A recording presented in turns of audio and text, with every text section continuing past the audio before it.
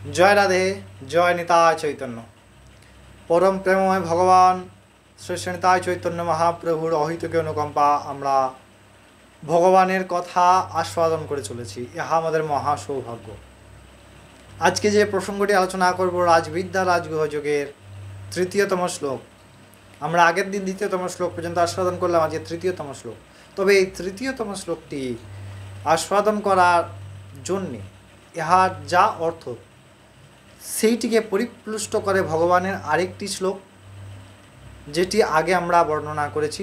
সেই শ্লোকটি হচ্ছে, ভগবান বলছেন যে শ্রদ্ধাবান লভতে জ্ঞানম তৎপর সংহিতেন্দ্রিয় জ্ঞান লব্ধা পরা শান্তি মচিরে ন জিগেচ্ছতি।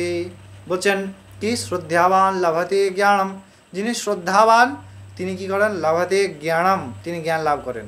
তৎপর সংহিতেন্দ্রিয়, তার ফলস্বরূপ তিনি জিতেন্দ্রিয় হন। সমস্ত বিকারের উপর জয়, কাম ক্রোধ লোভ আদি সমস্ত বিকারের প্রতি জয়, নির্দ্বন্দ্ব হন, নিরহংকার হন। তারপরে বলছেন জ্ঞান লব্ধা পরা শান্তি, তখন তিনি জ্ঞান লাভ করেন, তিনি তখন পরম শান্তি প্রাপ্ত করেন।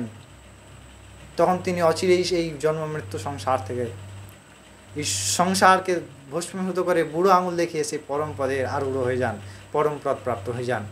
এই প্রসঙ্গে ভগবান তৃতীয়তম শ্লোক রাজবিদ্যা রাজগুহযোগে বলছেন।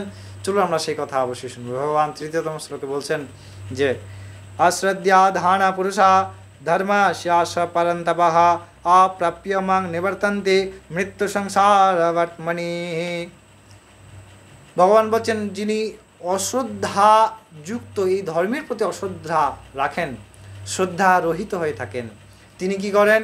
এই জন্ম মৃত্যু চক্রের মধ্যে ক্রমবর্ধমান যান আর আসেন, এর বাইরে কিছু হয় না।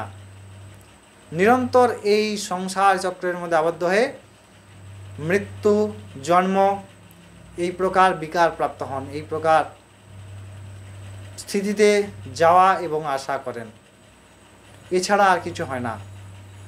তাই কি বলছেন? সাধু সাবধান। সেই ধর্মতত্ত্ব, সেই জ্ঞান তত্ত্ব আমরা যেন সাক্ষাৎ করি, আমরা যেন আস্বাদন করি। ভগবান বলছেন এত সহজ বস্তুটাকে আমরা ছাড়ছি। তাই তো হচ্ছে, দেখুন না, একবার কৃষ্ণ বললেই কল্যাণ হয়। আমরা সারাদিনে দেখি কতবার কৃষ্ণ বলছি। নেহাতি যদি সাধুসঙ্গ লাভ হয়, তার কৃপা প্রসাদে, গুরু কৃপা প্রসাদে হয়। কিন্তু আমরা তো গুরুর গুরুত্বই স্বীকার করি না।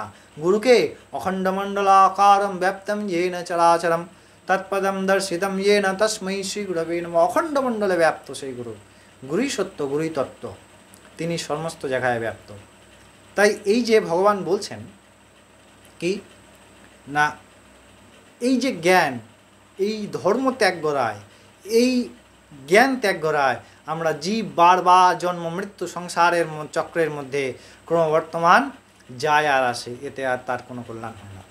তাই আমাদের সবসময় প্রয়োজন সেই ভগবানের কথা মেনে, গুরুর কথা মেনে আমরা আমাদের জীবন অতিবাহিত করি। সাধারণ যে আমাদের জীবন, আমাদের অনেক প্রারব্ধ হওয়া সত্ত্বেও আমরা পরম হৃদয়ের মধ্যে শান্তি অনুভব করব সেই ভগবানের নামে, সেই ভগবানের ধামে। যদি ভালো লাগে অবশ্যই শেয়ার করবেন এবং আপনারা অনেক ভালো থাকবেন, সুস্থ থাকবেন। আবার পরের দিন দেখা হবে। জয় রাধে, জয় নিতাই চৈতন্য।